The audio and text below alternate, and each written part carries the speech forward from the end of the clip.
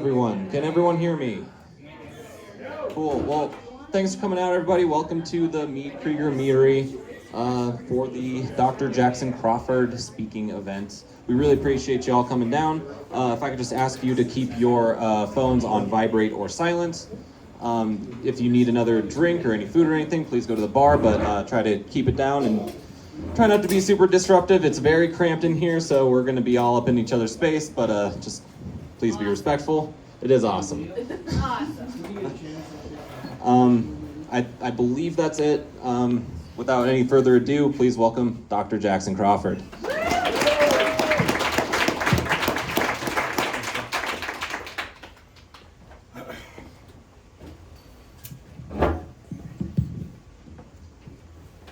Hi, I'm Old Norse Specialist Dr. Jackson Crawford.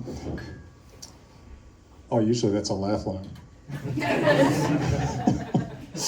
Maybe I should have said, this is reconstructed medieval Old Norse pronunciation. YouTube folks out there. Yeah, because you're supposed to start off with laugh lines, right? So, you know, hey, I just flew in from Loveland and boy, my arm's tired. What's the deal with airline food?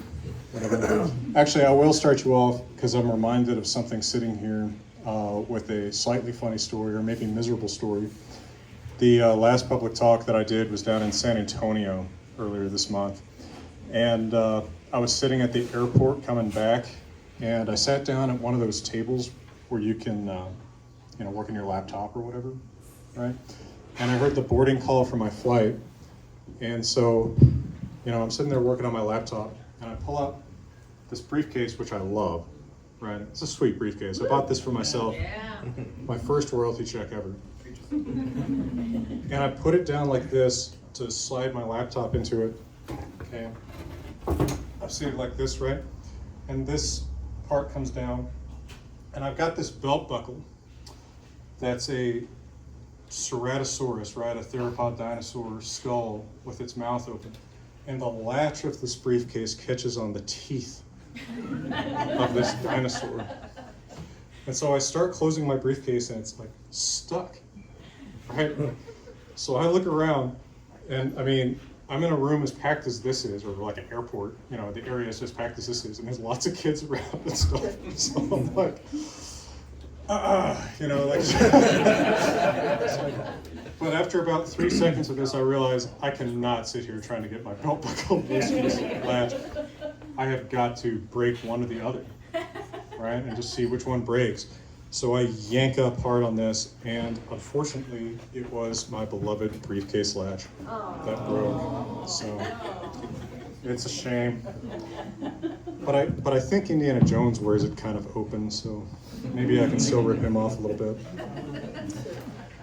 So I also want to open a little bit by saying congratulations to Eric and Matt and Susan for 1 year of Meadkrieger.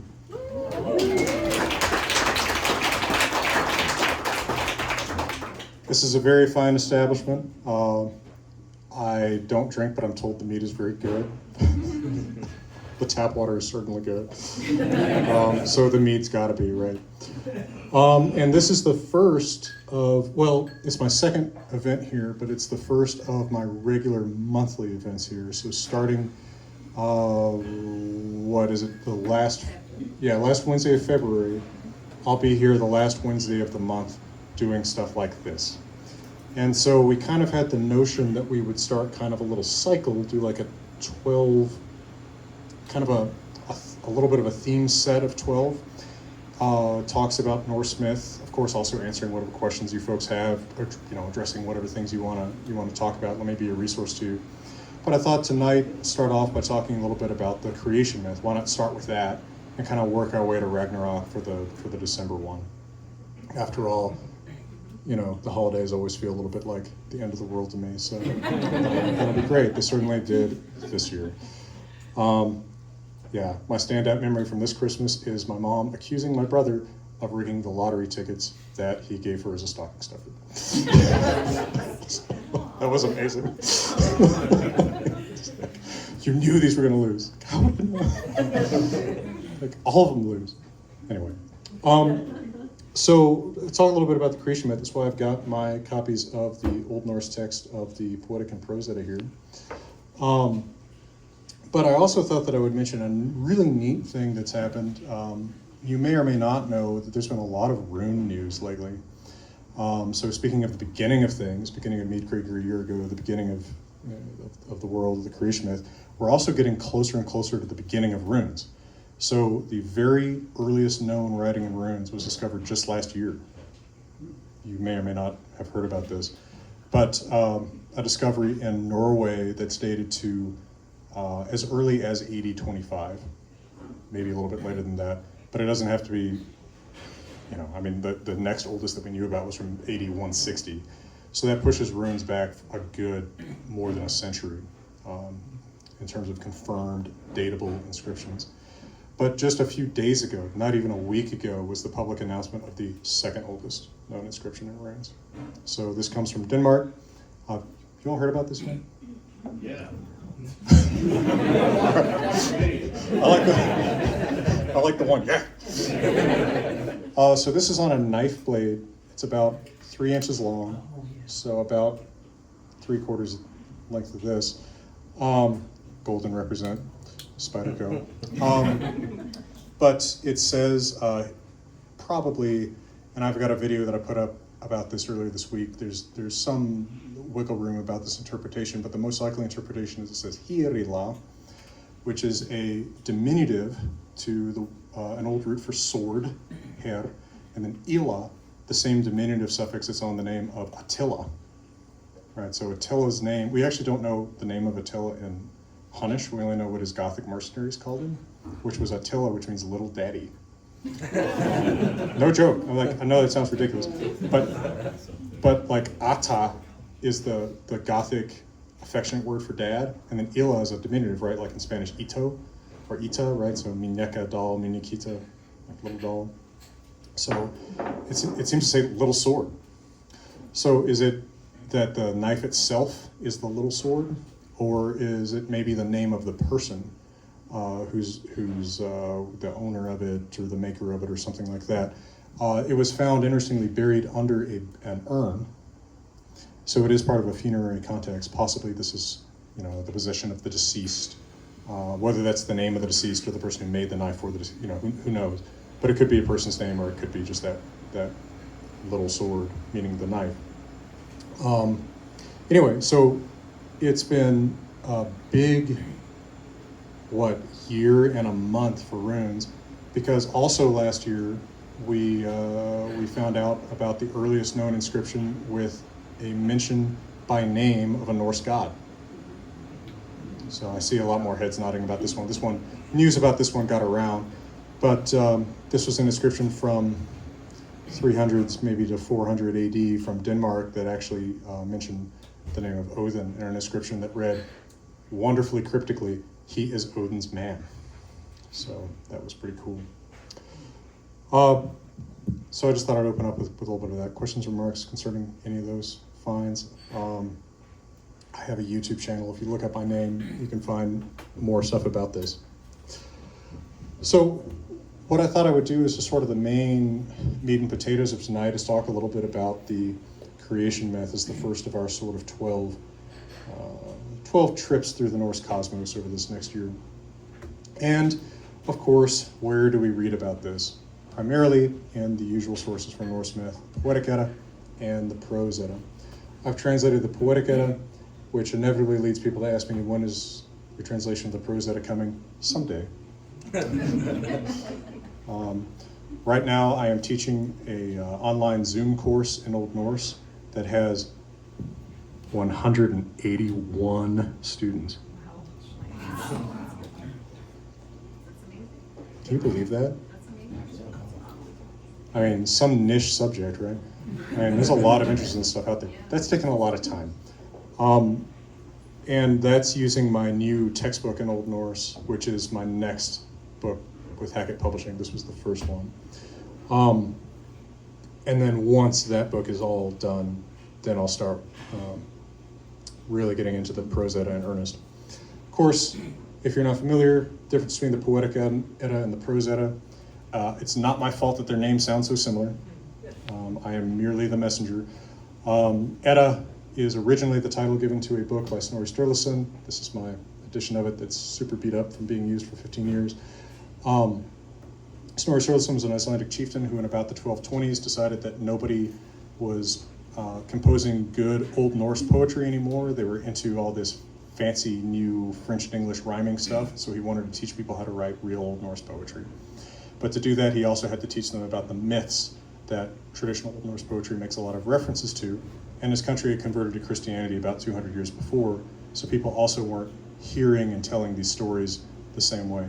So he wrote down, as far as we can tell, it's kind of a brain dump. It's everything he knew. He's just trying to tell you what he knows. He's quoting a lot of old poems. Some of them we have elsewhere, like in the Poetic Edda, and some we only know from Snorri quoting them or paraphrasing them. So he's a valuable source, but he's not as direct a source as the Poetic Edda, which is known to us from a manuscript written down in the 1270s, also in Iceland. It's a copy of a manuscript from about 70 years before, and the Poetic Edda is a compilation. It's a mixtape of poems that date probably back to before the conversion. How are we doing? Is my audio good? Just turn you up a bit. I can hear me in the back. Is that better? Yeah. All right. You need me to repeat the last 11 minutes and 34 seconds? Oh, crap. Back to the area. Oh, man. People complain about my volume so much. I'm a naturally quiet talker. That's the dumbest trait possible for someone who makes a living from public speaking or whatever. But I can't, I don't know. It's hard for me to like reach in and turn it up. I can if I don't have a mic. I can really shout if I don't have a mic, but when I have a mic, I get lazy probably. Okay, so the Poetic Edda is more like a direct source because we have these poems handed down through oral tradition and then written down directly. The Prose Edda is a little bit more of a medieval secondary source because Snorri is trying to explain these poems to an audience that already doesn't really understand them. So we have different accounts of creation in two poems in the Poetic Edda, and then we have Snorri's account in the Prose Edda. Snorri clearly knows both of the poems in the Poetic Edda that he's citing. Those poems are Völuspá and Vabthrudnismál. The first poem of the Poetic Edda is Völuspá. It's probably the most famous or second most famous poem in the Poetic Edda. Vabthrudnismál is a little bit lesser known, but also has some information about the creation myth. So Snorri always wants to take all of his sources, and he knew some things in addition to what's in Völuspá and Vabthrudnismál, and kind of smooth them out and make them make sense with one another.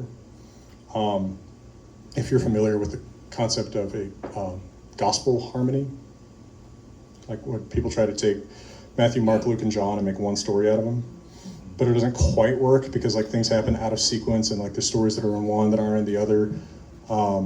Somebody's name is this in one, but that in the other. Snorri is kind of trying to harmonize poems in the same way. It doesn't always quite work because probably different people in different places and times had different versions of this story. And so we're not going to get a completely consistent, single, coherent story. Would you like to hear a little bit of Old Norse, the creation myth from Völuspá? Just get us warmed up here. This is, as I'm constantly reiterating on YouTube, reconstructed medieval pronunciation. This does not sound like modern Icelandic exactly because modern Icelandic has changed.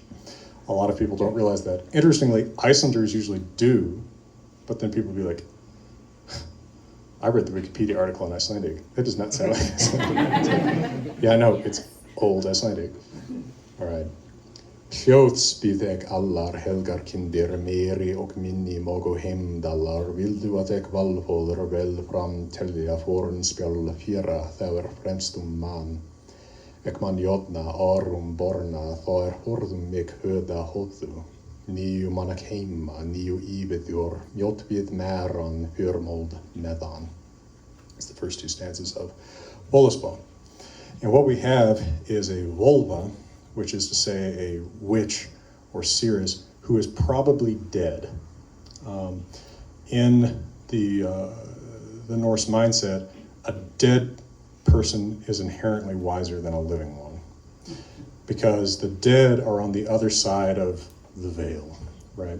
So there's a very binary separation between normal humans who are alive and then sort of everything else, the supernatural and the dead. The dead have sort of joined the supernatural, if that makes sense.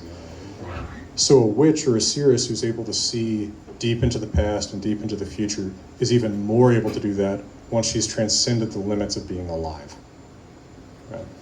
So our main hint that she's dead comes actually at the very end of the poem when she says she's going to sink back into the earth. But we have several different contexts in Old Norse where dead witches are summoned to talk.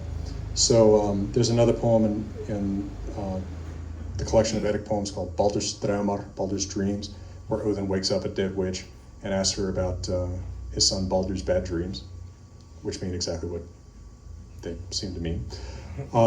There's also a sort of little-known Eddic poem called Grogaldr, where a young man wakes up his dead mom, Groa, who's a witch, and she gives him some advice, like about avoiding Christian women, which is interesting. But some of it is probably more practical than that. So she opens up by saying that she asked for a hearing from the greater and lesser sons of Heimdallr. So who are the greater and lesser sons of Heimdallr? There is a quiz about this, and there are prizes at the end. So pay attention, and maybe you'll win a prize. This is probably me announcing prizes in my own books. It's probably the epitome of play stupid games, win stupid prizes. But, okay, greater and lesser sons of Heimdallr. What this traces to is there's another Eddic poem called Ríkstula, where the god Heimdallr goes down to the earth early in its history. You know, exactly where this fits into the sequence of events is hard to tell, but early on. And there's not that many human beings yet, but he goes to 3 different couples in a row. And the first couple that he goes to are named great-grandfather and great-grandmother. And by the way, what is great-grandmother in Old Norse? Here's another possible trivia question. Anybody know? Oh, I was going to give a book away if anybody knew. Edda. Great-grandmother in Old Norse is Edda. Is that why these books are called Edda? Maybe. I tend to think it's got to be why these books are called Edda, because it's like stories your great-grandmother would tell you. It's to me, that's the Occam's razor explanation. There's a lot of more complicated explanations for what the books might mean, but I think it's got to be why they're called that. So he goes to great-grandfather and great-grandmother Oy and Edda, and they live badly. They have, just a crappy little hut they live in with a dirt floor. And he sleeps between them for 3 nights because he's traveling, and they put him up because hospitality is a central tenet of the culture. You always take travelers in. And he sleeps between them for 3 nights, and then he leaves, and 9 months later, Edda gives birth to a son named Slave, Thrall in Old Norse, right, related to English thrall. So I don't want to dwell on the story because you could get a lot into the story too. But he meets a lovely woman. Actually, she's not that lovely because they're both represented as being really ugly. But he meets a woman named Slave Woman, Thea, and they have children who have names like Stinky and Lumpy and Barn Cleaner. And from them come all of the people at the lowest social rung, right? These are our lesser sons of Heimdallr, the people, my ancestors, the ones mucking out the barns and whatever. So then he goes to the next house, and this one belongs to grandfather and grandmother, right? It's Avi and Amma. And they live a little bit better, and they look a little bit better. The Norse are extremely classist. If you read through the sagas, you will notice you can't predict how good a person is by how good they look, but you can absolutely predict how rich they are. So grandfather and grandmother look a little bit better. They're a little bit tidier. They got nicer clothes. They feed him better food. They've got a better house. And just like before, he sleeps between them for 3 nights. Then he leaves. 9 months later, grandmother gives birth to a son named Carl, which has sometimes been a laugh line because it sounds so plain, right? But that's where the name Carl comes from, right? It means freeman. So he's just normal middle-class guy. So he's going to meet a woman named, oh my gosh. I've been telling this from memory for so long, and sometimes the spots just magically appear. Her name is, vamp for me for a second, Susan. You got it. Do I?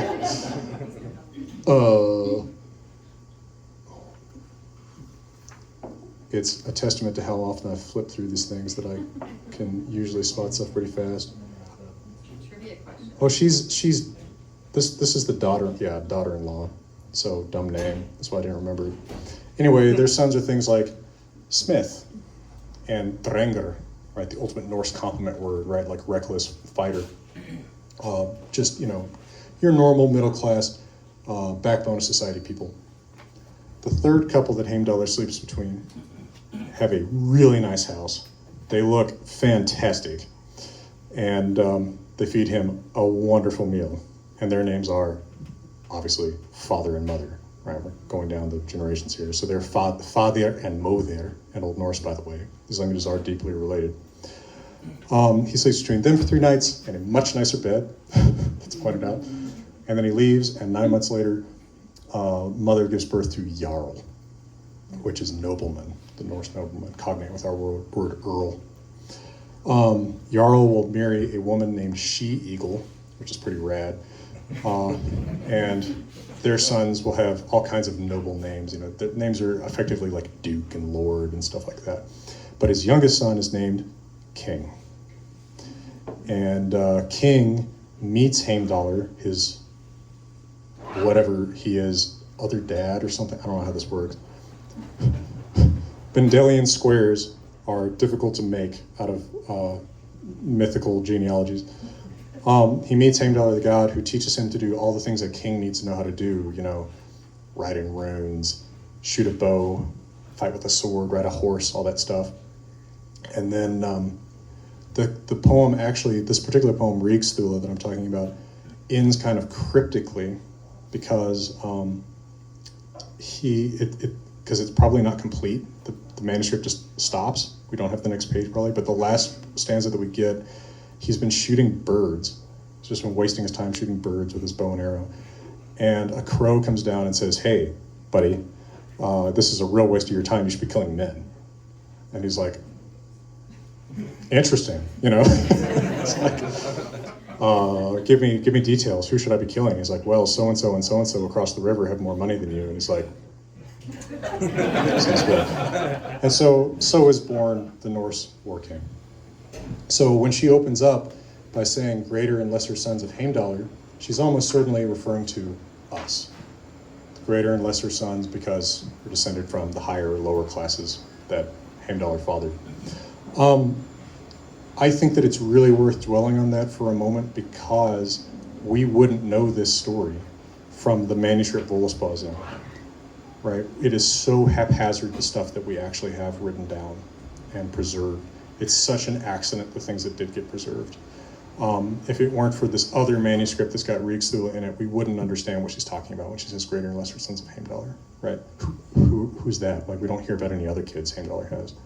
So it's a matter of luck what we can know. She goes on to say, and I think that this is worth dwelling on kind of at the beginning and end of our Norse cosmic journey, is that this cosmos is very entropic, right? So sometimes you will see presented in popular media this notion of creation and Ragnarok as cyclical, right? So the world is destroyed, then it's reborn, it's destroyed, then it's reborn. There is nowhere in the Norse sources that ever says that. They never say it isn't. There's nowhere that it says, this is not a cycle.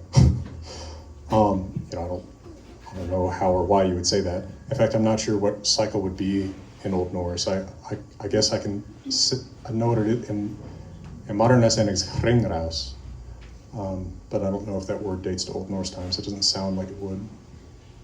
Any Icelanders in here? There was last time.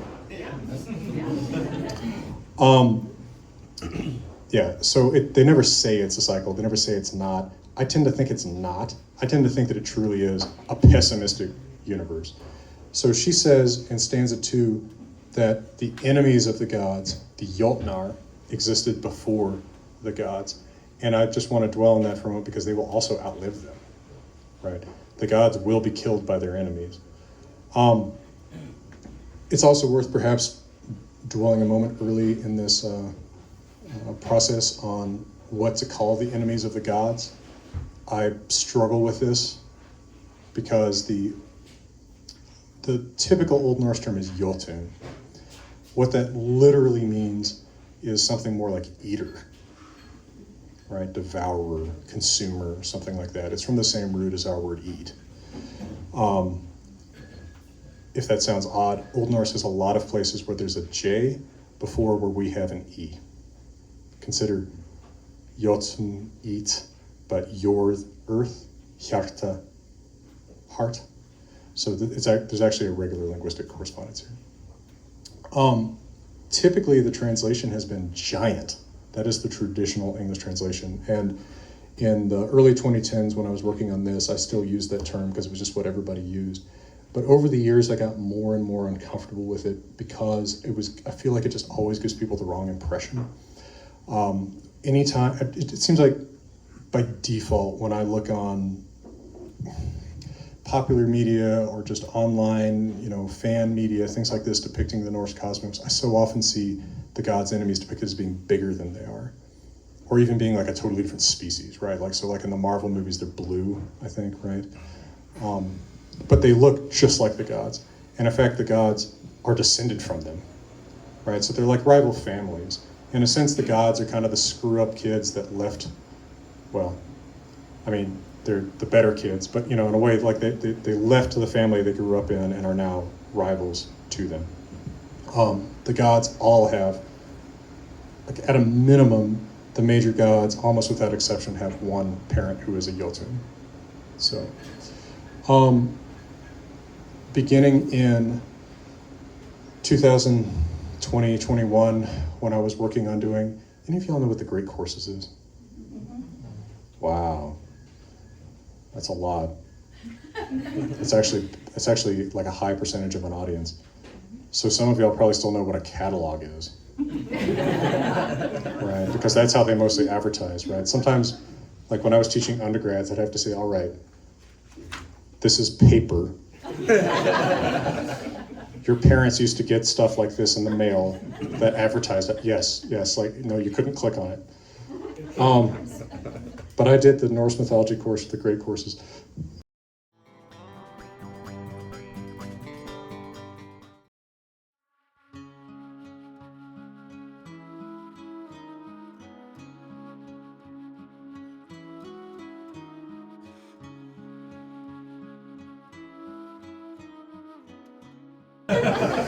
But while I was working on that, I came up with the idea of calling them anti-gods.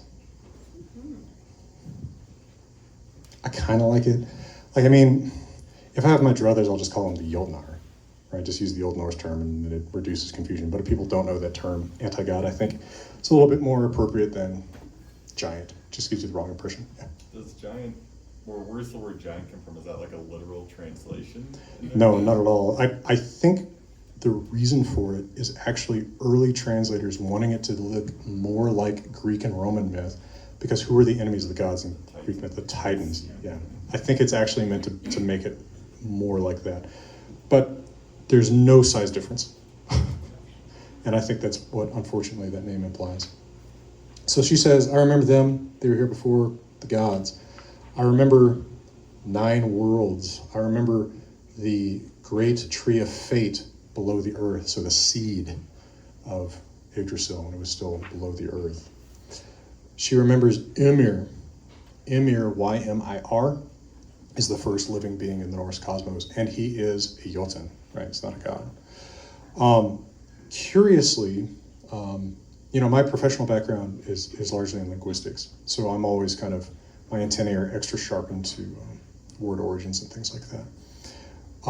You could make a lot of hay out of the fact that Imir comes from an Indo-European root that means twin. So maybe there's an earlier version of the story where he has a twin. It's not obvious who his twin is from any of the surviving sources. She says there was no sand, no sea, no cooling waves. There was no earth, there was no sky. There was just Ginnungagap. It's a beautiful language. Ginnungagap. Gap means gap, right? Void, emptiness. Ginnunga, Could either mean like powerful, like it's got some potency that's not yet been realized. It could also mean yawning, not as in like how I'm putting you to sleep, but as in like gaping wide, right? Like a yawning cave. We don't hear much more about Imir or about the creation of the earth in Völuspá, but in Vavthrudnismal, a very different poem, we get a little bit more information about this. This poem is kind of interesting because it's part of a small genre of poems that I call Odin's Trivia Night. They're supposedly, quote, wisdom poems, but what is called wisdom in Old Norse, and it's nearly the same word, visdomar, right? I mean, again, closely related languages, is pretty much what we would call trivia. It's the kind of stuff that you would come here on, is it Tuesday nights? Thursday. Thursday nights. Thursday. Yes, come for Thursday night trivia at Meadkrieger. It's this kind of question, right? And sometimes it gets to the level of like, you know, what does he have in his pockets, kind of stuff. So Odin just hears about this Yotun named Vabthrudnir, web strengthener, or I translated it riddle weaver, because it's the web is a web of words, who is supposedly the wisest being that there is, and he's like, well, I've got to go find out. So he goes to Vabthrudnir's place, and they bet their heads on which one is wiser. And of course, Odin goes in disguise, so Vabthrudnir doesn't realize that he's having a trivia contest against the god of wisdom. Or, I mean, honestly, you could say the god of trivia. I mean, Odin effectively is. I always love these kind of scenes because, I mean, you know what Odin looks like, right? You know, he's an old man with one eye and gray beard, he's dressed in gray, he has a wide-brimmed hat. Okay, but he always disguises himself, right? As an old man dressed in gray with a wide-brimmed hat and one eye. Like, he disguises himself as himself and somehow people don't recognize him. It's a magic. It's like a superpower of his. But he goes, and a lot of the questions they ask each other are about the beginning of the world and then about Ragnarok. So it is Vavthrudnir who mentions more about Imir, the first living being. And he, actually, Snorri quotes this, so it'd be easier if I just go to the prose and quote it from there. It's kind of interesting. I just want to give you this quote because, all right. Rovi vetra oder veri jord skopuð, þá var Bergelmir borin. Það tek fyrst of man sohin fróði Yotun over lúðar of lagedar. So, countless winters before the earth was shaped, Bergelmir, apparently another word for Imir, was born. I remember that first when that wise giant was laid on a lúðar. Now, Snorri doesn't quite know what to make of Luther, but Snorri is a medieval Christian. He does know the Bible, and he knows the story of Noah's Ark, and he seems to interpret it as some kind of a boat. But the typical meaning of Luther is trumpet. It is not impossible, and if you stick with me for more of these talks, you will see how weird these stories get. These stories get so weird, I'm not convinced that it isn't a musical instrument. He's gonna turn you. Oh boy, do I need to repeat the last 33 minutes and 34 seconds?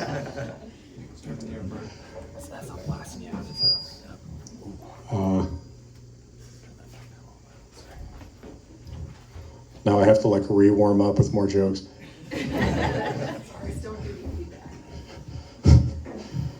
Hey, they said I had nothing to offer, but I've got bone marrow and a liver that somebody wants someday. All right, so let's screech in a little bit at me. That's all right.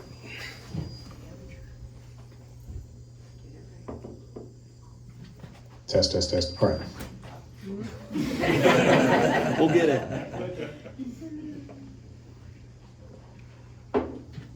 Test. How we doing in the back? Great. Cool, thanks. All right, so Imir is the first living being. Who's the second? Who said that? Book for you, sir. Second living being is a cow. Yes, Audunbla. Who, and by the way, where are the original living beings coming from? In Völuspá, in the poems, it just says, oh, here they are. I remember her. I remember him. It was early. Snorri gives us a little bit more detail and says that early on, the cosmos is kind of empty, but at one end, it's wet, and at one end, it's fiery. All right, so we have the fiery realm is Muspel, where actually some evil beings would come from. But he says that water dripped out of the watery realm, Niflheimr, which is later where hell will be. It shows you how different their conception of the afterlife is. It's like damp and underground and watery. There's no fire involved. But water drips out of Niflheimr into Ginnungagap, the void, and it freezes into big blocks of ice. But then as it floats or something close to the fire of Muspel, it starts dripping. And out of the drops, that's where Imir, the first humanoid, and then Althingla, the cow, come from. I'm sorry. Like, it is kind of fun. So the cow also decides to lick more of the ice blocks because they're salty. I mean, like, it's kind of charming how, like, earthy it is, right? I mean, we've all seen, or a lot of us have seen, cows just lick stuff. And she licks out the next living being, Buri, and then Buri has a kid with someone. Now, where could his kids be coming from? Well, the only children that we hear about before this are Imir has kids, but Imir has no mates. So where do his kids come from? Well, he sweats, and children come from his sweat somehow. And then his legs engage in coitus, to say it exactly how Anatole Lieberman would say it. Great professor at the University of Minnesota. Coitus. That's actually how he would do it. And so he has leg kids and sweat kids. I don't know if Buri marries a leg kid or a sweat kid, but they have a kid named Bur, and then Bur marries Bestla. I don't know where she comes from exactly. There's a lot of places where you just have to say, I don't know, with these stories, because it's just like, oh yeah, here's this person. He marries someone named Bestla, and they have 3 kids. And those are Vili, Ve, and Odin. So here we have the birth of the first god. Now, for reasons that are never stated, Odin and his brothers kill Ymir, the first living being, who would be their great-grandfather, possibly also their grandfather, depending on where their mom, grandmother come from. And they make the earth out of him. So they chop up his body, divide it up in various different ways, and make everything around us. So, for example, the soil, most of the earth, is his flesh. The sea is his sweat and his blood. The mountains are his bones. The boulders are his teeth. The sky, which they conceive of as a bowl, is his skull. His brain is the clouds, etc. They tear him up and they make the world out of him. It's worth noting what the actual Norse cosmos of how this world looks is. Because if you watch, for example, the Marvel movies or a lot of other popular media, you see it depicted as like planets. Right, you know what I mean? Like, I think in the Marvel movies, it's been a while since I've seen any of these, but I think they sort of travel by almost like, if it's not spaceships, it's like through space, like between planets. But these medieval and pre-medieval people don't have a conception of planets as places you could go to, right? They have a conception of one planet. So what it looks like, and certainly Snorri describes it this way, is that there's 2 oceans that are in concentric rings. Right. So inside the inner ocean is, well, around the inner ocean is a ring of land, and that is Miðgarður, the middle enclosure, and it is enclosed, right? So Tolkien has Middle Earth. That's from an Old English variant of the same thing, but it is an enclosed ring of land around that interior sea, and it's enclosed by a high fence made of Ymir's eyelashes. Right, it's got to be made of some part of Ymir. And we live inside this ring of land. And that ring, by the way, I'm just not a PowerPoint guy. I could have slides and stuff, but I don't know. This is so sorry for the stupid visual of my hand. But, you've got your northeast corner, which is Europe, your southeast corner, which is Africa, but they consider it a ring of land around an inner ocean. They think if they keep sailing west, they're just going to find more land. They don't think they're going to fall off the edge of the planet. This is probably part of what explains them finding places like Iceland, Greenland, and Newfoundland, right? They don't think that this is the edge. They think the edge is land, right? So beyond that ring of land is another ocean. That's the exterior ocean. That's the one you don't want to go to.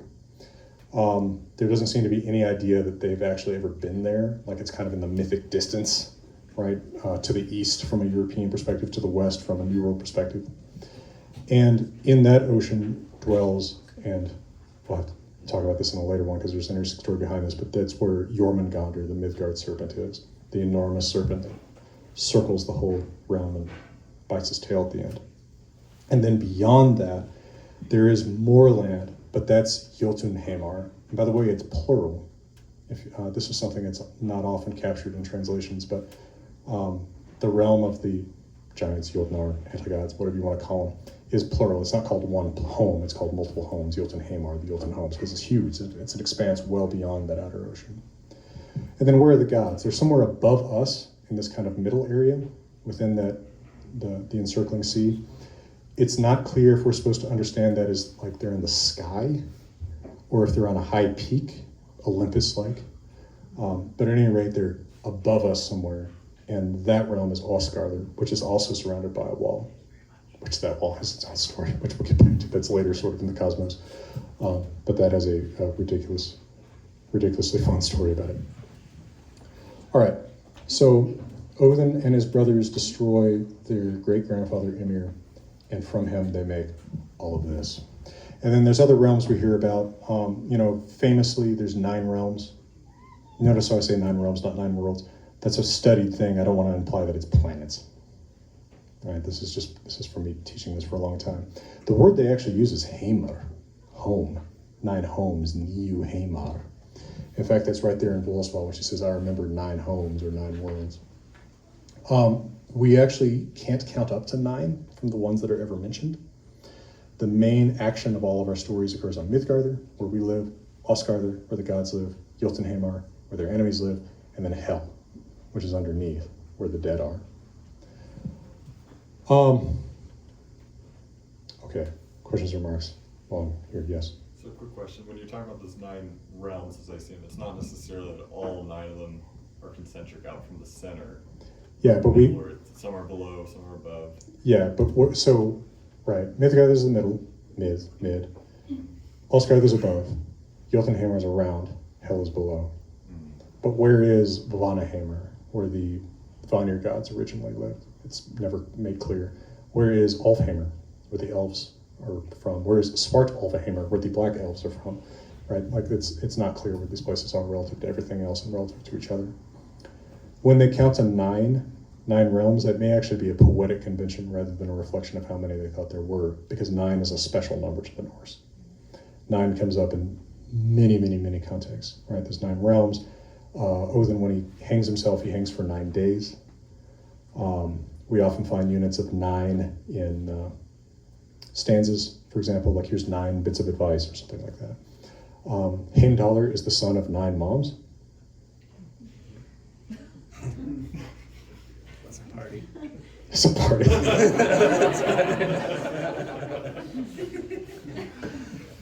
I mean, yeah, I've always wondered how that works. Did each one give birth to a different part of him? Did they give birth to him successively?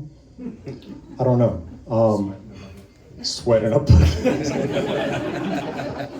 I don't know. It's never clarified. But I think that's actually one of the things that fascinates people about Norse myth. I think it's part of what draws people to this cosmos, is that it does just insert these little mysteries, and it's almost like you have this invisible, J.R. Tolkien figure behind it all, just being like, I'm not going to tell them more than that. Like, let them, because this is a thing with fantasy and sci-fi, is that the worlds that people tend to remember and really enjoy are the ones that don't over-explain. You know what I mean? How much better? It's going to make me sound like a bitter 40-year-old 20 years ago. How much better is the original Star Wars than the prequels, and then especially the new ones that came out in the 2010s? Because the original one's just like the Force. Okay, whatever. right? It's just there, right? It's a mystery, right? When they try to explain it as midichlorians, it loses all of its interest. One of the things that's great about Norse myth, either as like a design feature in a sense, or just from the fact that it's so weirdly poorly preserved, is that we have all these shadowy places we can't go. We just have this weird hint about something like nine. What does that mean? And it just lets your own imagination take over, right? It's not over-explained to you at any point. And believe me, there's no money in forging Norse manuscripts to explain this. Because there's not much money in the original ones. Although I will mention, sad fact, all right, now I'm really jumping around. It used to be that the manuscript of the Poetic Edda was on public display in Reykjavik. You could actually go and see it at, what's it called? Þjóðminjahúsið, the culture house. But this stuff has gotten popular enough in the last several years. There were like security threats to the manuscript, right? Like people started, it became a big draw because Iceland became, for whatever reason, in the last 10 years became the most popular place on earth. Justin Bieber. Justin Bieber? Didn't you go see went to Iceland? Oh, okay, I don't know. But like in the 2010s, everyone on the planet started going to Iceland, right? So now it's in a vault. All the manuscripts are in a vault that's locked up beneath the University of Iceland, and you have to have like 2 people with keys let you into it and stuff. So, and by the way, the manuscript of the Poetic Edda, it's about the size of this. People tend to picture like big scrolls, right? But it's actually about the size of a paperback. It's not very big. Okay, where was I in the sequence here? So first living being, second living being, cow. Odin and his brothers. Fun side note, because some of you may, for all I know, most of you may know the outlines of the story anyway. But Odin and his brothers, Odin, Vili, Ve. Vili and Ve don't come up except here. And then when Loki is insulting all of the gods, he says, by the way, Odin, your wife sleeps with them. So, but Loki says that about everybody.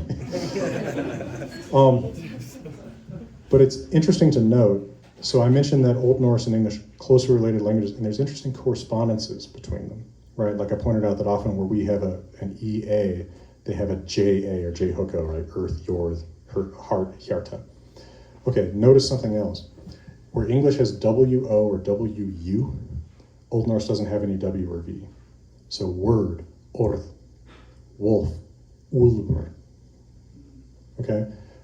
Odin, Woden in Old English. And our Wednesday is a worn down form of Woden's Day. Okay?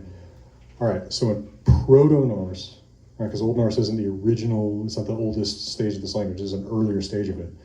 These names would be something like Wothnas, Willie, Weas, something like that. But they all have started with W, so they all alliterate.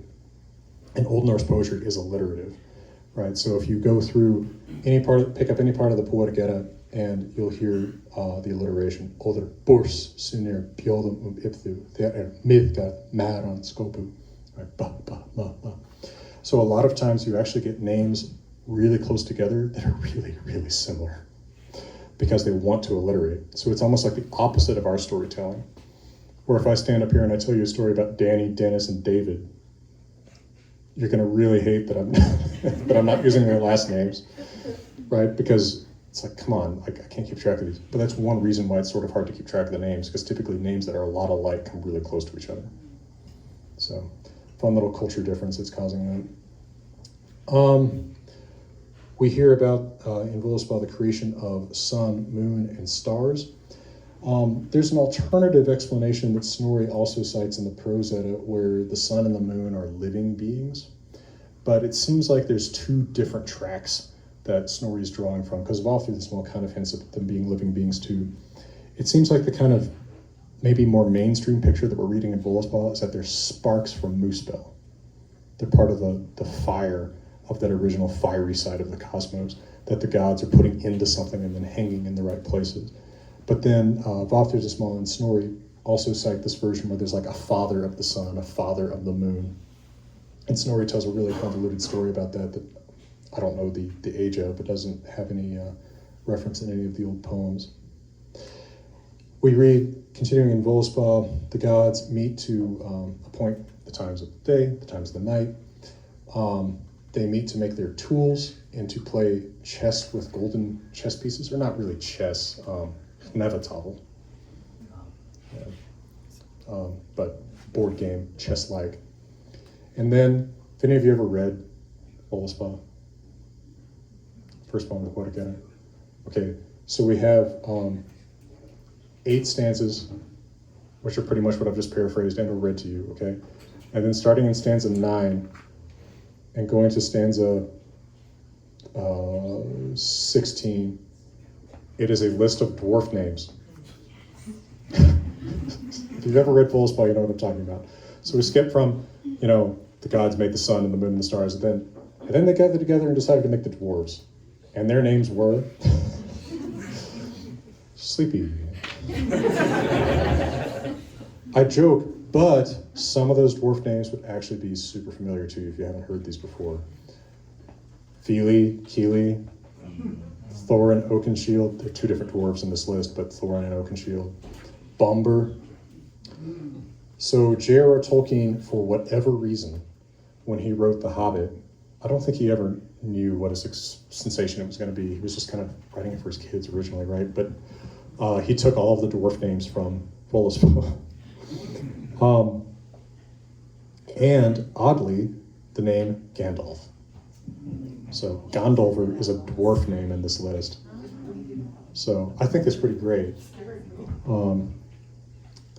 Anyway, so that's fun. So we get all these dwarf names.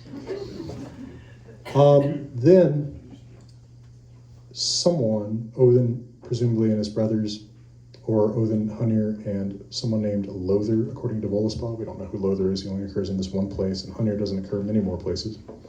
They are walking on the beach somewhere in Midgard, and they come across 2 pieces of driftwood. And these pieces of driftwood are Askr, which means ash tree, and Embla, which might mean elm tree. Usually in popular sources, they just say it means elm. We don't actually know. It's not the normal word for elm, but it looks like it. So maybe, at any rate, 2 trees, and they make the first human beings out of them. Askr will become the first man. Embla become the first woman. Now you may notice a little bit like Adam, Eve. It's not impossible. There's some influence from that story here. People will argue about this stuff forever. But I don't think that it's necessary to postulate. Human beings in Norse poetry are very, very often called trees. You familiar with the concept of kinnings? Based on the fact that you're here, some of you might be, many of you might be. So a kinning is a Norse or Old English or Old Saxon way of poetically circumventing saying directly what you mean by using kind of a compact metaphor. So for example, ink is to a pen what blood is to a body. So what's pen blood? Ink, yeah. Okay, so that's a kinning. Now you do that so that you can get the right alliterating words, right? If ink doesn't fit into my oh man, I need something that starts with a P. I come up with some funny analogy like that and I make a kinning out of it. But very often, just some of the just most frequent thrown around kinnings are calling men something like the ash tree of battle, or maple of axes, or something like that. And then women are called like elm tree of the necklace, or oak of the, it's usually jewelry, oak of the ring or something like that. Those are kinnings for men and women. So humans are often compared to trees, and they may have a little bit of a root in the story that we're made from trees. So Odin, Hunir, and Lother, whoever Lother is, give us breath and spirit and blood and good looks. That's specifically stated. They skip some of those. And then abruptly, the Volva says, you notice, if you read Voluspa, if you have the Poetic Edda, and you might have a different translation, that's okay. Caroline Larrington is a wonderful woman who does a great job of translating Old Norse. If you have Caroline Larrington's translation, it's great. Beyond that, I have complaints about most of the others. But if you read Völuspá in any translation or in the original, notice how much it just jumps. And this is actually a feature of a lot of Norse poetry where they expect the audience to already kind of know the story, right? They're giving you highlights. If you and I have both watched the same football game, I'm not going to sit down with you and say, hey, you remember how in the very first down of the first quarter, like that's not a way you tell a story, right? You hit the highlights. Like what's the 8 most interesting things that happened, if that. It's the same kind of thing she's doing. She's assuming she's talking to an audience that knows the story. So she jumps all of a sudden to saying, oh, I know this ash tree. Notice, human beings, at least men, made from an ash tree, and then this tree that unites the cosmos is an ash. So we're kind of made from the same material that unites the realms. I think there's something deliberately poetic about that, called Yggdrasil. And that is a high tree that has roots. She doesn't say this here, but in Green Small we hear that it has roots in the different realms. It is a root in hell, a root among the anti-gods, a root among the gods. And the name of this tree is a huge, bizarre mystery. Because what does Yggdrasil mean? We got any Old Norse readers? Okay. It's a poetic word for horse. It's like steed. And then Ygr, the first part of it, is another name of Odin. It means the terrifier. So it looks like it means Odin horse. And notice, not Odin's horse. It's not possessive. Odin horse. So the traditional explanation for this is that it's a little bit of a joke, and it absolutely matches their gallows humor, that Odin hung from this tree, so it's his horse because he rode it. Now that's absolutely their sense of humor. They are gallows humor, or honestly, an even better analogy than the classic gallows humor is they are Arnold Schwarzenegger in the 90s action movie humor. Iced him to corner phrase, right? When he kills someone with an ice cream cone. Oh, you remember in True Lies, you're fired. Shoots the guy on a missile. Oh man, they love that kind of humor. Another possibility, because it's not actually called Odin's horse, right? It's called Odin horse. Anatoly Lieberman, I love this guy. He's a professor at the University of Minnesota. He's like 95.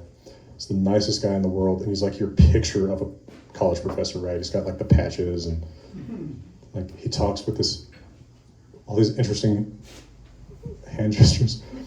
But he suggests that it is, it's originally, see if I can remember how to put this.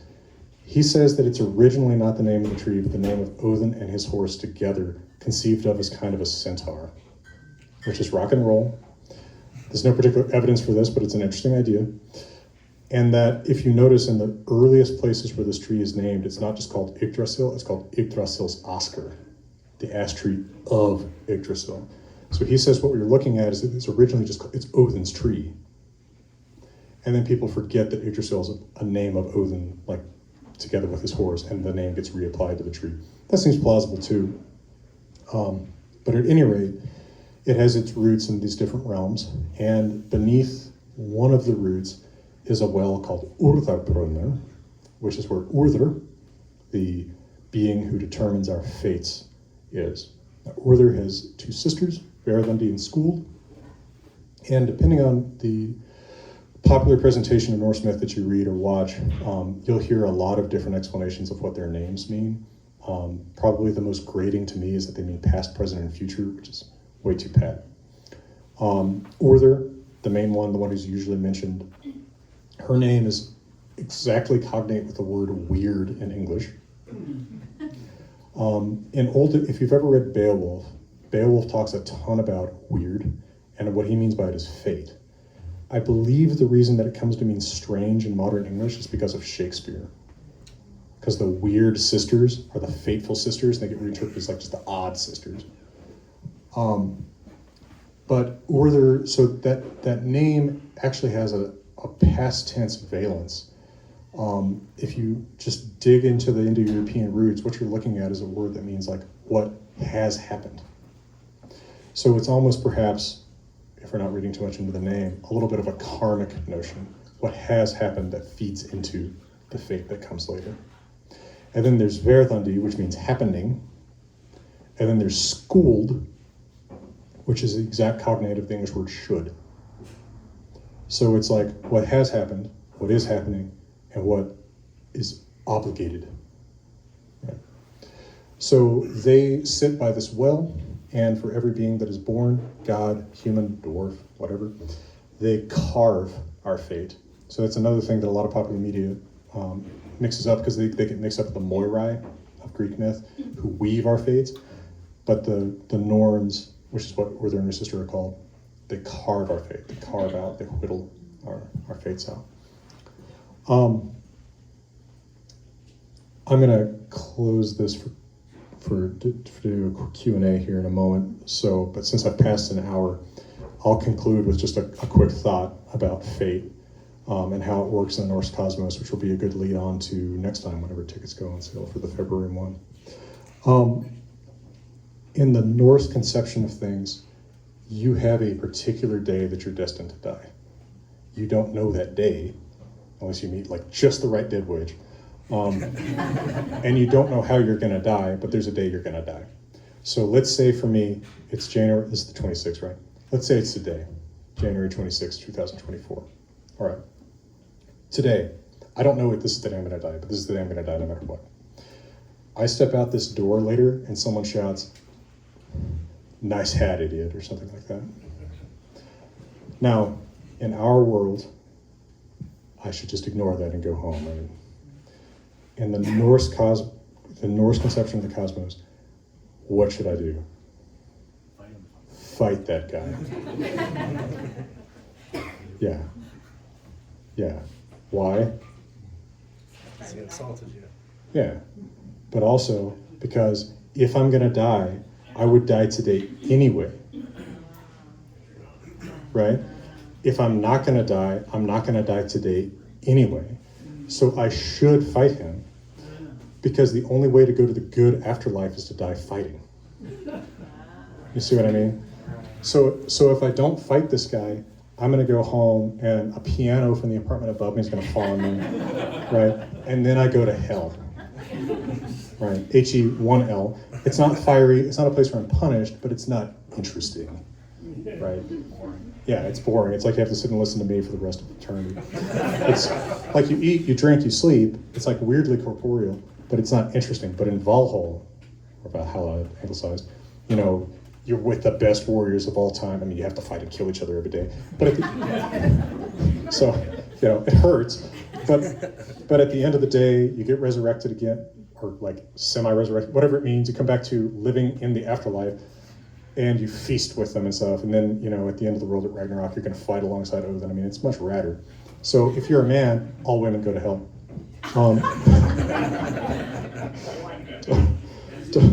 Don't isolate that quote.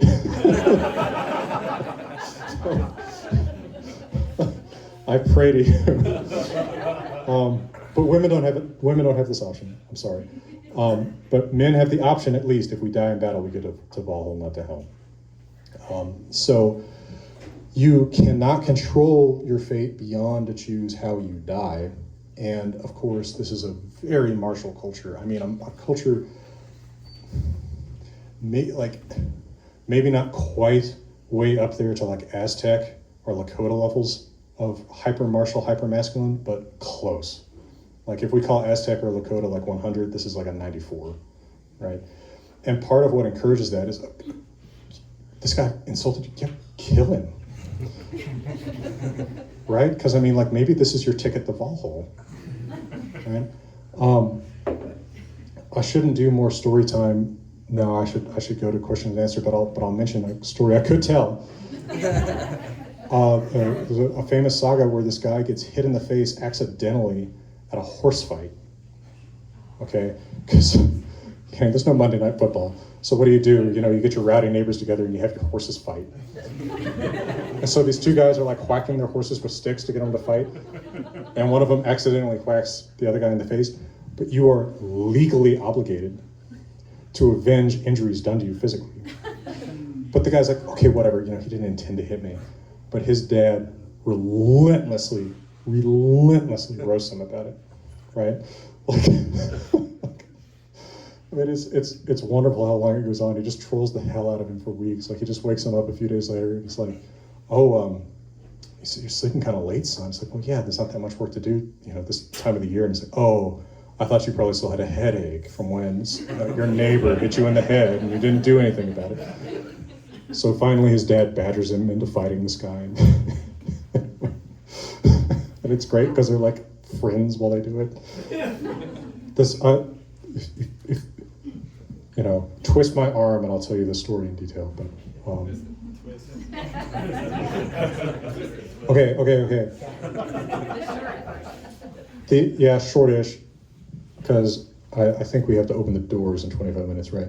Okay, but all right. So I just said the basics of the story. Thorstein, his dad Thorin.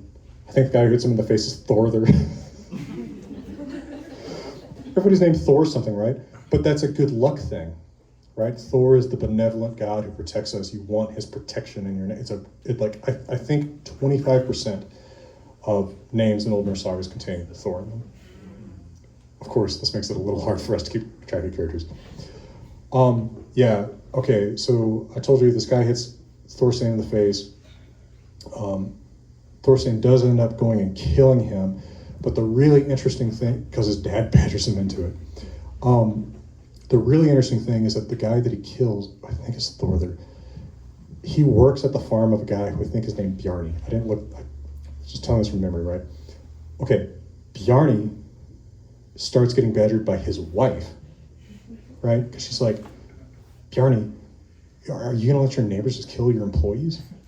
Right? I mean, we're not gonna be able to keep good help if they think that you're not gonna avenge your employees. God, man, I like Thorstein, like we've always had good religion. It's like, yeah, well, everybody's gonna call you a coward. Like, all right, fine. So Bjarni goes over to Thorstein's place and he says, hey, my wife says we've got to fight to the death.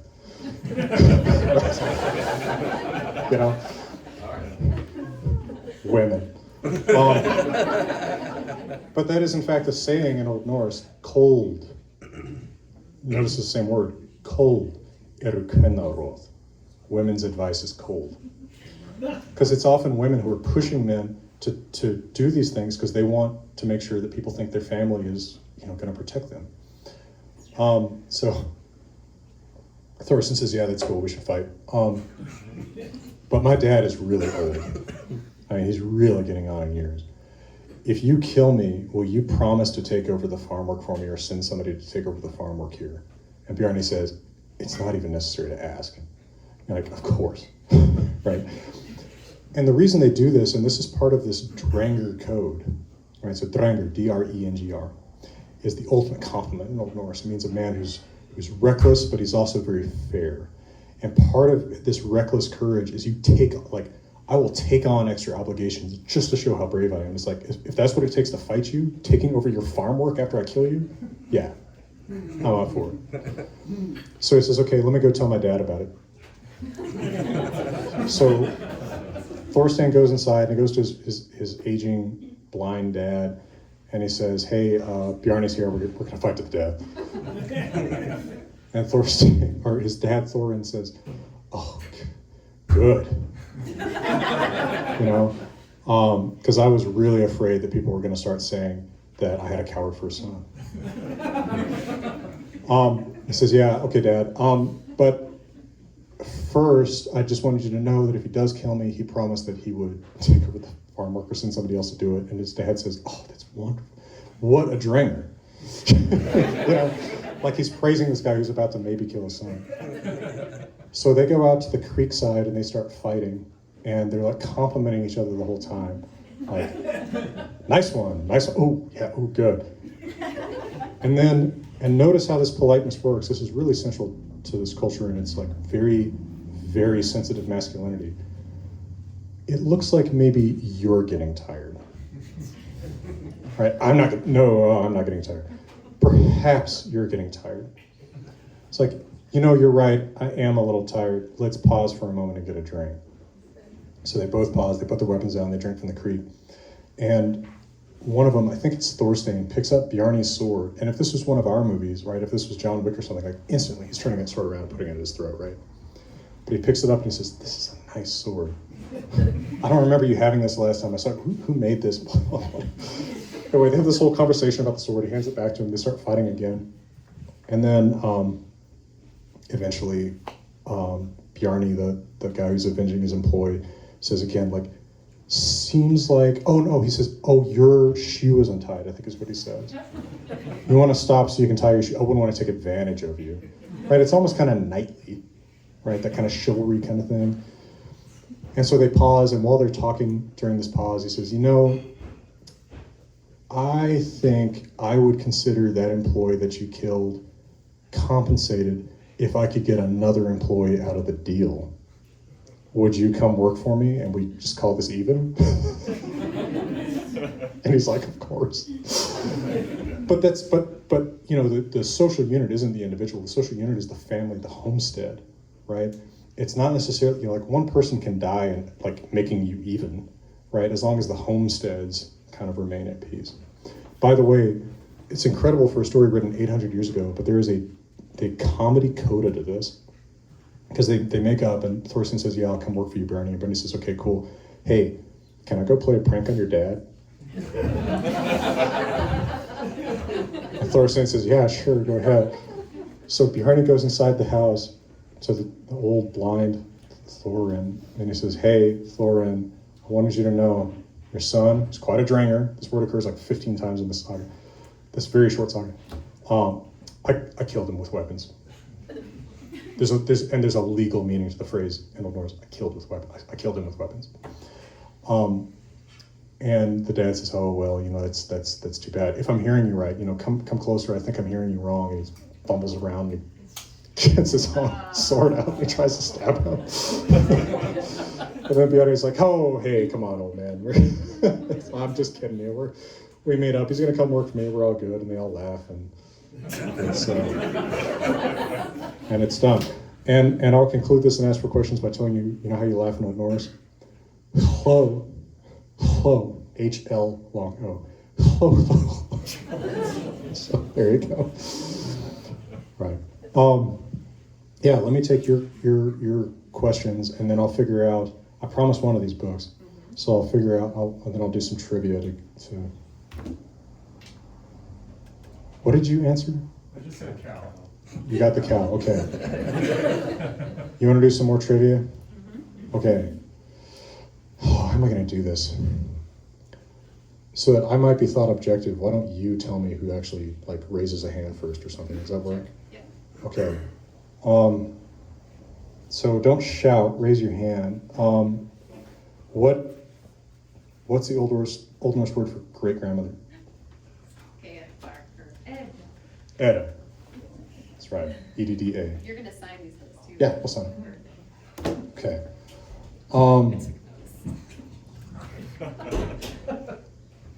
Okay, I'll think about another trivia question. Any questions or remarks or criticisms, complaints, or manifestos from the audience? Manifestos. I used to teach at Berkeley. There's a question up there. I got manifestos. I had some questions. As far as like where a lot of these stories were compiled together, was it Snorri? Is that what I'm hearing? Yeah, so Snorri, Okay. which I know it sounds like the name of the eighth dwarf, right? But it's a very dignified Old Norse name, in spite of the unfortunate sound it has in English. Snorri Sturluson was an Icelandic chieftain, and he wrote the prose Edda.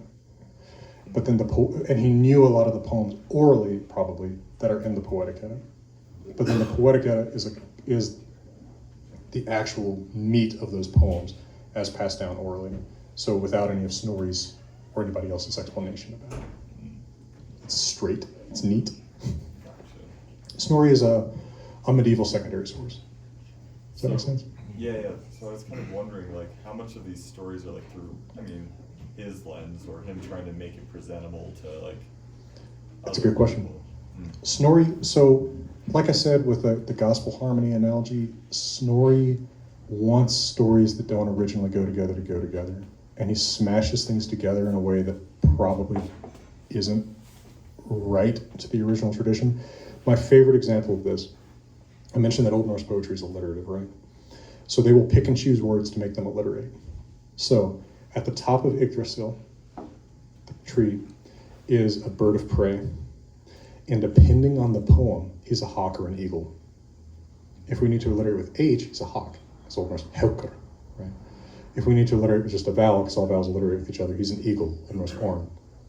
Snorri hears, is it an eagle? Is it a hawk? And he splits the difference and he says it's a hawk sitting on an eagle's forehead. Right? So there's times like that where it's like, okay, I see what he did there, but then it's like, if he's the only source for a story, it's like, oh man, like, is there something here that's being smashed together that we don't realize is being smashed together? And that's not to insult Snorri. If it weren't for Snorri, we would know half what we know, right? I'm not insulting him, but he's bringing a lens to this that we always have to be conscious of. Does that make sense? Yeah. Yeah, if giant is potentially a misnomer, is there mythology that involves giants, or are there just reference to these anti-gods? Yeah, there's one particular story that involves a truly huge being. Or no, I can think of two truly huge humanoid beings, but they don't call them, they don't like, Yotun. This is a Yotun. This is a really huge being, right? This is a guy who's how many miles high? What would you think? What's the significant number? Here's a trivia question. 9. Oh, well, okay. All right, so I don't know. Yeah, 9 miles high, right, of course, obviously.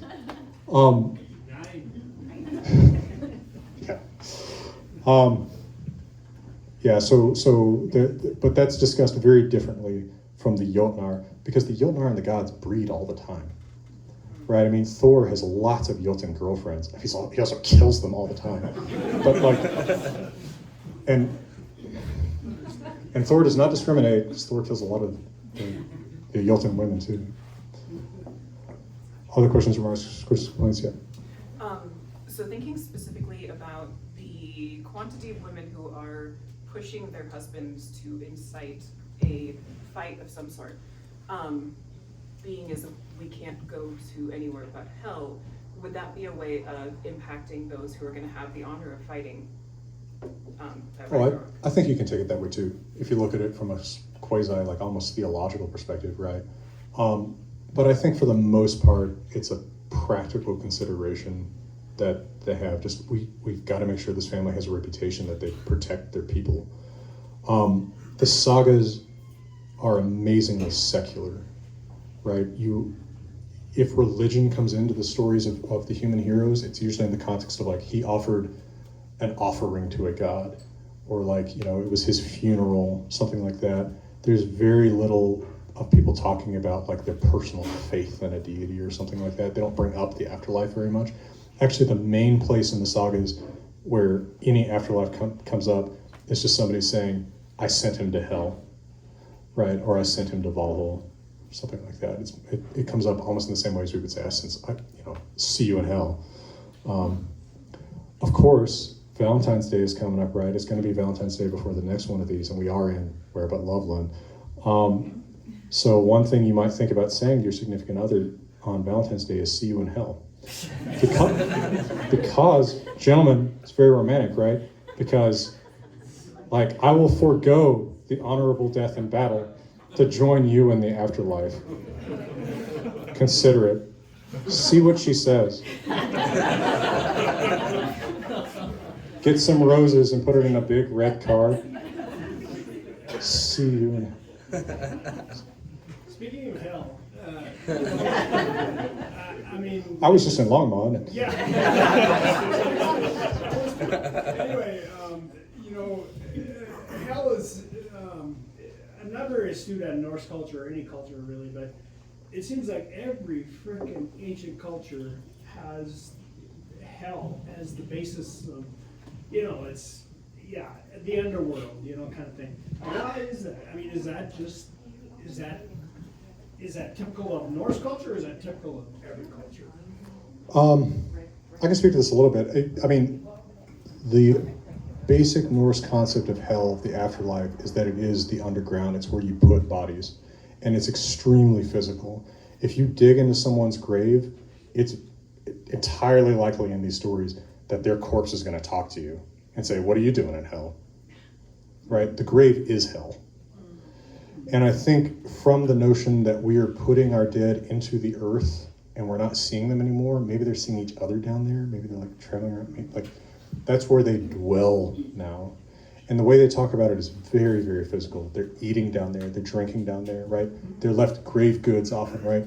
And actually, interestingly, the grave goods are often beyond food and water. It's like hygiene stuff, right? They've got a comb, right? Actually, combs are pretty common in grave goods. This is pretty common in a lot of ancient cultures too. I mean, the original Greek notion of the afterlife is a lot like this. If you read the Old Testament, the way the afterlife is talked about is actually a lot more like this than the heaven hell dichotomy. And there's something else. Oh yeah, I think. Well, the other thing I was going to say about this is hell.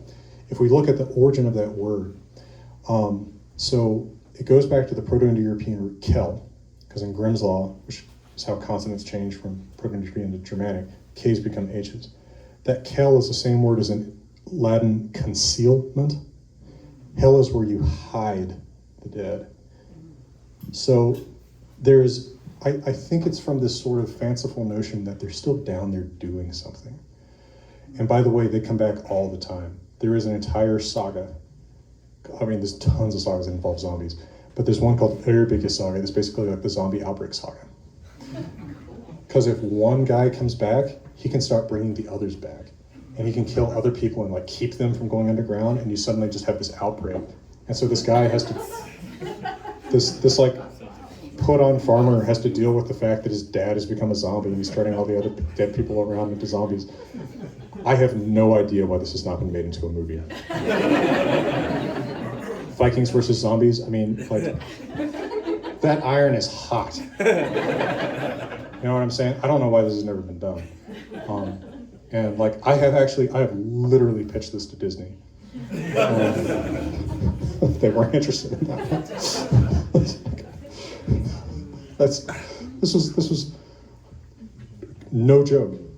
I was in the room with the directors of Frozen, and I remember specifically bringing this up and being like, why does nobody make a movie out of this? And they're like, please, can we focus on the snow? But yeah, anyway, it is true. That's I'm actually not joking. We should do more trivia questions because we only have a few minutes here. Okay, what's another good trivia question?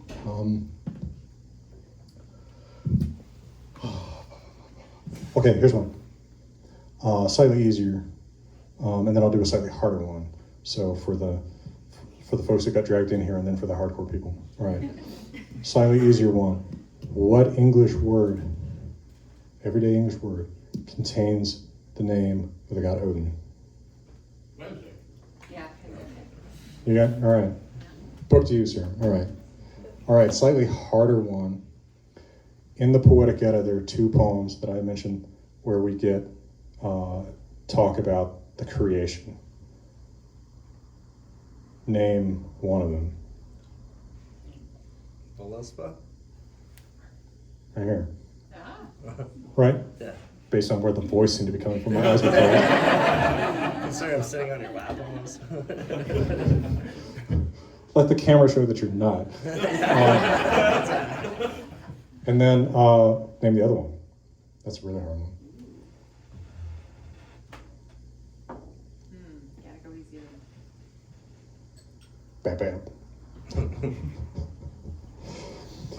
Oh man, my California stories, working on Frozen, trying out for Jeopardy. You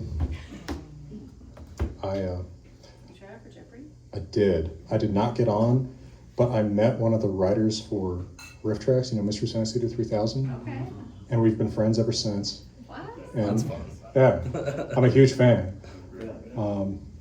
Yeah, I didn't get on though. He did. Yeah, the Twilight Riff Tracks. Oh, they're great. That's the only way I watch the series. He's got a podcast. Let me throw in a plug for the podcast. 372 pages. We'll never get back. It's my buddy Connor and Mike Nelson, the host of Mystery Science Theater. They read bad books and they do the Mystery Science Theater treatment of them. It's the funniest thing on earth. Okay, let me think of another one that might be slightly harder. Okay, name of the first living being. Raise your hand and shout. Right here. Where? Right Where? Okay. Hopefully I can remember. What have we got, like 6 minutes, if that? 4. 4 minutes? Any quick questions, remarks, recap things? I'll be here for a little while, yeah. Oh, can we purchase the books? We will have them, we'll be getting them in stock this next week, so we have some for sale here at the Poetic Ed, and we'll get these other books in stock in the next week. Oh, that's cool. I don't personally sell them. My pub, you know, in fact, I seldom have copies of them. But yeah, so okay, you do have them. That's cool. And I think some people had books that they wanted you to sign as well, so. Yeah, sure. Yeah, no problem. Other questions, remarks? We got 2-3 minutes. Yeah. So we talked about the underworld. Is there any sort of moral entity to the underworld or hell? Well, there's a being called Hell. Right, Hell is the queen of hell. One of the questions I often get in that connection is she named for the place? Was the place named for her? She has to be named for the place because the place's name is common to English too, and again, it comes from a root that means hide. So she's the one that dwells there. There's nothing morally wrong with going to hell. In fact, there's gods that go to hell. Right, Baldur, which we'll come back to. This is another story from the early cosmos. We'll come back to this in a later instantiation of this lecture series. But Baldur is the most beloved god, but he's killed in basically a sports accident. let's put this generously. And he goes to hell. So, and he's stuck there, which is part of the story. I mean, you or I would definitely be stuck there, but he's totally stuck there, which is unfortunate for him. And it's never all that clear, you know. There's no medieval like Wodenpedia, you know what I mean? They just don't answer questions that we have, like where do the gods actually go after they die at Ragnarok? Are they in hell? Right? I mean, they die in battle, but then Valhall, where you would go, that was Odin's hall, and now Odin's dead. So, you know, a lot of times you just have to kind of accept you got the story that you got, and you're not going to get more. That doesn't stop lots of people on the internet from saying that I'm hiding things. If I was hiding more Old Norse texts, like, I mean, what's my motivation there, right? Like, my job is literally teaching this stuff. So, like, why wouldn't I? Like, I don't know that I would kill for it, but like, God, that would pay my taxes for a year. You know? Anyway, that's probably time. I really appreciate you folks and your patience, and I appreciate Meadkrieger, and congratulations again to Meadkrieger on 1 year